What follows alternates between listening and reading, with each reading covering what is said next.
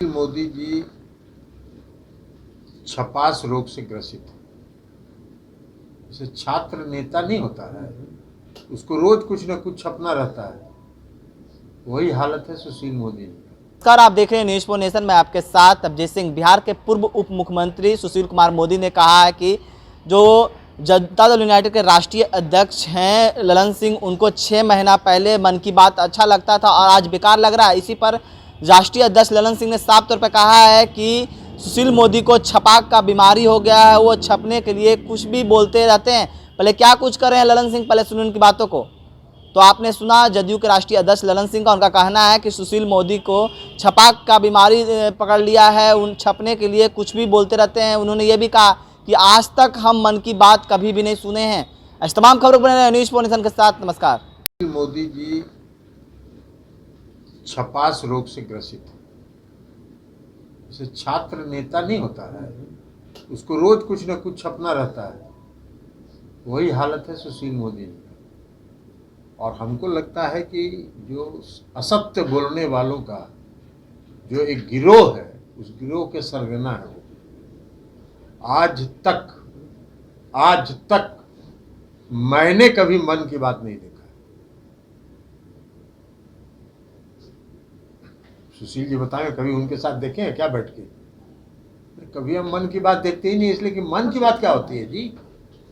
आप देश के प्रधानमंत्री हैं, तो देश के प्रधानमंत्री हैं तो देश की बात न करिएगा। सही सर, आप मन की बात कर रहे हैं, क्या है आप? मैंने कोई स्वामी है, मठ चला रहे हैं अरे देश में। और हमने क्या कहा?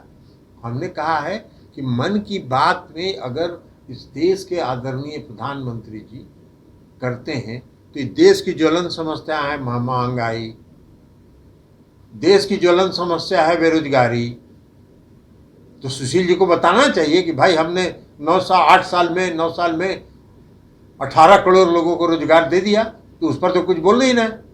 उनको तो प्रतिक्रिया ये ना देनी चाहिए थी कि ललन जी ने जो सवाल उठाया वो गलत है कि सही है। तो महंगाई है कि नहीं है ये बोलिए। बेरोजगारी इस देश में बढ़ी है कि नहीं बढ़ी है। इस देश की सारी जो सरकारी सेवाएं हैं उस पर नियुक्ति पर रोक है, उस पर बोलिए, प्रतिक्रिया दीजिए।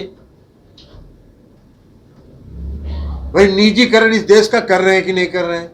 इस देश के सारी जगहों का निजीकरण कर रहे हैं। हवाई अड्डा, नेशनल हाईवे, प्लेटफार्म, पोर्ट, सारा का निजीकरण कर रहे हैं। तो इस पर ना बोलिए कि निजीकरण कर रहे हैं कि नहीं। और निजीकरण कर रहे हैं तो किसको दे रहे हैं, इस पर प्रतिक्रिया दीजिए ना सुशील जी।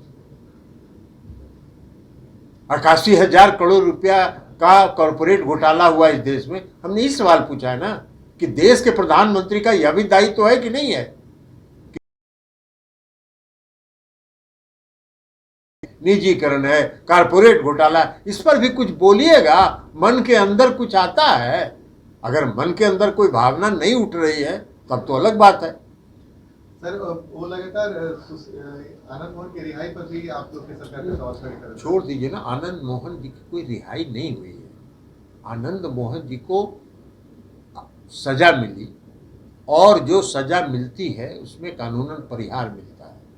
परिहार उनको नहीं मिल रहा था और 14 साल के बजाय 15.5 साल वो जेल में रहे। उसका एक कानून में अड़चन था, उस कानून को राज्य सरकार ने खत्म किया।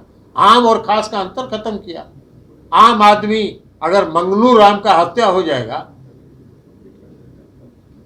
तो वो उसको जो सजा होगी हत्यारे को, वो 14 साल में छूट जाएगा।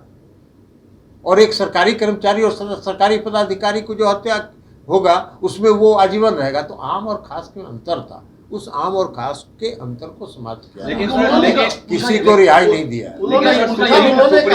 सुप्रीम कोर्ट ने एक्सेप्ट कर ली है उनकी वाइफ की याचिका जो है, वो अलग बात है। सुप्रीम कोर्ट में मामला है, सुप्रीम कोर्ट अपना तय करेगा। लेकिन सर उनका ये भी कहना है कि जिन 26 लोगों को आपने आनंद मोहन के साथ साथ छोड़ा वो आप लोग के एजेंट हैं, चुनाव में आप उनका इस्तेमाल करेंगे चुनावी रूप से। ये सब बकवास है। कौन एजेंट? उसमें 78 साल का व्यक्ति है, 87 साल का व्यक्ति है, वो क्यों किसी का एजेंट होगा? ये सब राजनीतिक इस्तेमाल करने का काम है उनका, और वो राजनीतिक इस्तेमाल करते हैं, वो करते रहे। सर उन्होंने कहा